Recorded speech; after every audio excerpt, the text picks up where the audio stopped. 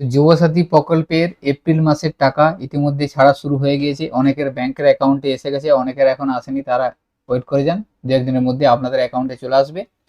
তো এবং যারা আগের মাসে টাকা পেয়েছিলেন তাদের দ্বিতীয় কিস্তি এই মাসে ঢোকা শুরু হয়েছে, এবং এই মাসেও কিছু নতুন বেনিফিশিয়ারির তাদের ব্যাংকের অ্যাকাউন্টে যুবসাথীর টাকা ক্রেডিট হওয়া শুরু হয়েছে। তো এক্ষেত্রে আগের মাসে অর্থাৎ মার্চ মাসে যুবসাথীর টাকা ট্রেজারি মারফত ব্যাংকের অ্যাকাউন্টে ক্রেডিট হয়েছে, অর্থাৎ যুবসাথী প্রকল্পে আপনারা ফর্ম ফিল আপের সময় যে অ্যাকাউন্ট নাম্বারটি দিয়েছিলেন সেই অ্যাকাউন্ট নাম্বারে ক্রেডিট হয়েছিল ট্রেজারি মারফত। কিন্তু এই এপ্রিল মাসের যে টাকা, এপ্রিল মাস থেকে সেটি সরাসরি ডিবিডি সিস্টেমে ট্রান্সফার করা হচ্ছে। ডাইরেক্ট বেনিফিট সিস্টেম যে পেমেন্ট সিস্টেমটা আছে সেই পেমেন্ট সিস্টেমে বেনিফিশিয়ারি অ্যাকাউন্টে টাকা পাঠানো হচ্ছে। অর্থাৎ আপনি ফর্ম ফিল আপ করার সময় যে অ্যাকাউন্ট নাম্বার দিয়েছিলেন সেই অ্যাকাউন্ট নাম্বারে টাকা নাও আসতে পারে, অর্থাৎ আপনার ব্যাংকে যে ব্যাংকের সাথে ডিবিডি লিঙ্ক করা আছে সেই ব্যাংকে আপনার টাকাটা ক্রেডিট হবে। তো অথবা আপনারা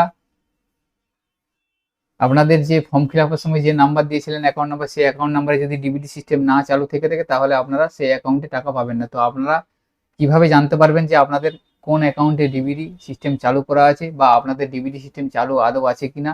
যদি ডিবিডি সিস্টেম চালু না থেকে থাকে তাহলে আপনারা কিভাবে চালু করবেন?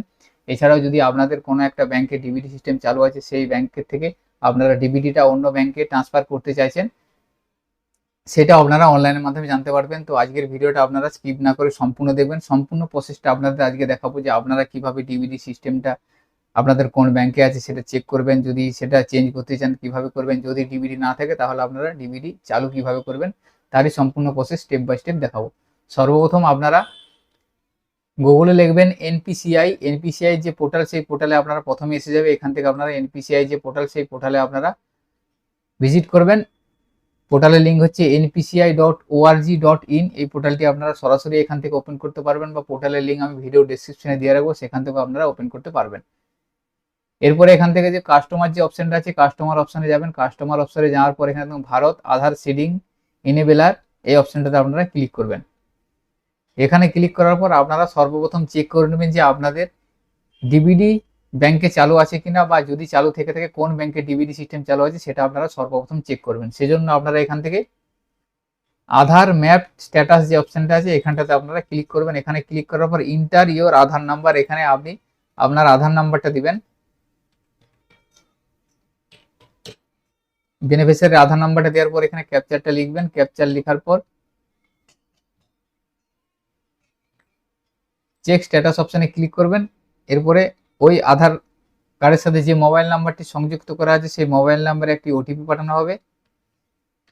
এখানে ওটিপিটা আপনারা লিখে দেবেন। লেখার কনফার্ম অপশনে ক্লিক করবেন। কনফার্ম অপশনে ক্লিক করার পর দেখুন এখানে আপনার স্ট্যাটাসটা শো করে যাবে। আমি যে আধার নাম্বার দিয়ে সার্চ করছি সেই আধার কার্ডে বেনিফিশিয়ারির দেখুন এখানে স্টেট ব্যাংক অফ ইন্ডিয়াতে ডিবিডি লিঙ্ক করা আছে, অর্থাৎ এই বেনিফিশিয়ারির যুবসাথী ফর্ম ফিল আপ করার সময় যে অ্যাকাউন্ট দেখ না কেন, এখন ডিবিডি সিস্টেমে এই স্টেট ব্যাংক অফ ইন্ডিয়ায় তার যুবসাথী প্রকল্পের টাকা ক্রেডিট হবে, অর্থাৎ এই ব্যাংকের সাথে ডিবিডি সিস্টেমটি লিঙ্ক করা আছে।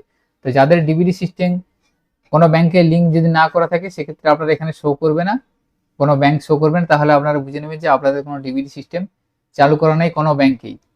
এবং সেটা আপনারা এখান থেকে দেখে নিতে পারবেন। সেটা আবার আপনারা অনলাইনের মাধ্যমে ডিবিডি সিস্টেম চালু করতে পারবেন আপনার ব্যাংকে। সেক্ষেত্রে আপনারা এখানে অনলাইনে এই অপশানটা দেখুন আধার সিডিং অ্যান্ড ডিসিডিং, এখান থেকে আপনারা ডিবিডি সিস্টেমটা সঙ্গে সঙ্গে চালু করে নিতে পারবেন।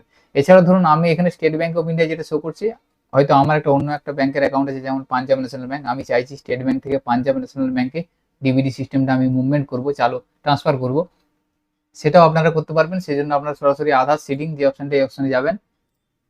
এখানে যাওয়ার পর এখান থেকে দেখুন আধার নাম্বারটা আবার এখানে লিখে দিবেন বেনিফিশিয়ারির। লিখে দেওয়ার পর এখানে রিকোয়েস্ট ফর আধার, এখানে সিডিং অপশানে ক্লিক করবেন। সিডিংয়ে ক্লিক করার পর এখান থেকে ব্যাংকটা সিলেক্ট করবেন, যে ব্যাংকে আপনারা ডিবিডি চালু করতে চাইছেন সেই ব্যাংক আপনারা এখানে সিলেক্ট করে নেবেন। সিলেক্ট করে নেওয়ার পর এখানে দেখুন সিডিং টাইপ, প্রথমে যে ফ্রেশ সিডিং, যদি আপনার ডিবিডি কোনো ব্যাংকে না থেকে থাকে তাহলে আপনারা প্রথম অপশানটা সিলেক্ট করবেন, তাহলে আপনার যে ব্যাংক সিলেক্ট করবেন সেই ব্যাংকে আপনার ডিবিডিটা চালু হবে। যদি আপনার ডিবিডি অন্য কোনো ব্যাংকে আছে সেক্ষেত্রে আপনারা ব্যাংক চেঞ্জ করতে চাইছেন, ধরুন আমার যেমন স্টেট ব্যাংক অফ ইন্ডিয়ায় দেখালাম ডিবিডি আছে, তো স্টেট ব্যাংক অফ ইন্ডিয়া থেকে আমি অন্য স্টেট ব্যাংক অফ ইন্ডিয়ার আরও অন্য একটা অ্যাকাউন্টে আমি ডিবিডিটা নিয়ে যেতে চাইছি, তাহলে দ্বিতীয় অপশানটা আমাকে সিলেক্ট করতে পারতাম। সেম ব্যাংক হলে আপনারা দ্বিতীয় অপশান সিলেক্ট করবেন। আপনার যদি এসবিআই থেকে অন্য একটা এসবিআই আপনি নিয়ে যেতে চাইছেন তাহলে এই দ্বিতীয় অপশনটা সিলেক্ট করবেন। তো আপনি যদি এসবিআই থেকে ধরুন অন্য কোনো ব্যাংক, আমি ধরুন আমার স্টেট ব্যাংক অফ ইন্ডিয়া আছে, সেক্ষেত্রে আমি পাঞ্জাবে নিয়ে যাবো, সেই জন্য আমি 3 নম্বর অপশনটা সিলেক্ট করবো। এক্ষেত্রে আপনারা আদার্স ব্যাংক হলে 3 নম্বর অপশনটা সিলেক্ট করবেন। প্রথম অপশনটা হচ্ছে যদি আপনার ডিবিডি চালু না থেকে থাকে তাহলে প্রথম অপশনটা সিলেক্ট করবেন। যদি সেম ব্যাংকে আপনি ট্রান্সফার করতে চাইছেন তাহলে দ্বিতীয় অপশনটা সিলেক্ট করবেন, এবং যদি আদার্স অন্য কোনো ব্যাংকে আপনি নিয়ে যেতে চাইছেন তাহলে 3 নম্বর অপশনটা সিলেক্ট করবেন। এরপরে এখানে অ্যাকাউন্ট নাম্বারটা দিবেন, যে অ্যাকাউন্ট নাম্বারে আপনি ডিবিডিটা চালু করছেন বা নিয়ে যেতে চাইছেন সেই অ্যাকাউন্ট নাম্বারটা দেওয়ার পর দুবার দিবেন, কনফার্ম করবেন। কনফার্ম করার পর এখানে বক্সে টিক দেওয়ার পর আপনারা এখানে ক্যাপচারটা লিখে দেবেন। ক্যাপচার লিখে দেওয়ার পর সাবমিট অপশনে ক্লিক করবেন। সাবমিট অপশনে ক্লিক করার পরই আপনার কাছে একটা ওটিপি আসবে, ওটিপিটা দিয়ে কনফার্ম করে দেবেন। কনফার্ম করার সাথে সাথেই আপনার ডিবিডি চালু হয়ে যাবে। যদি আপনার ডিবিডি না থেকে থাকে সঙ্গে সঙ্গে চালু হয়ে যাবে, এবং যদি আপনার ডিবিডি ট্রান্সফারের ব্যাপার থাকে তাহলে সাথে সাথে আপনারা ইনস্ট্যান্ট এই প্রসেসটা হয়ে যাবে। পরবর্তী সময় আপনারা আধার ম্যাপ স্ট্যাটাসে গিয়ে চেক করে দেখবেন যে আপনার সাকসেসফুলি হয়েছে কিনা। তো এইভাবে আপনারা ডিবিডি সিস্টেমটা চেক করতে পারবেন অনলাইনের মাধ্যমে, এবং যদি ডিবিডি না থাকে সেটা চালু করতে পারবেন, বা এক ব্যাংক থেকে আরো কোনো ব্যাংকে ডিবিডিটা আপনারা নিয়ে যেতে পারবেন।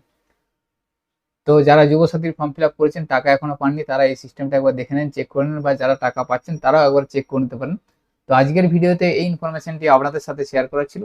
সকলের সুবিধার্থে ভিডিওটি শেয়ার করবেন। সকলে ভালো থাকবেন, সুস্থ থাকবেন। ধন্যবাদ।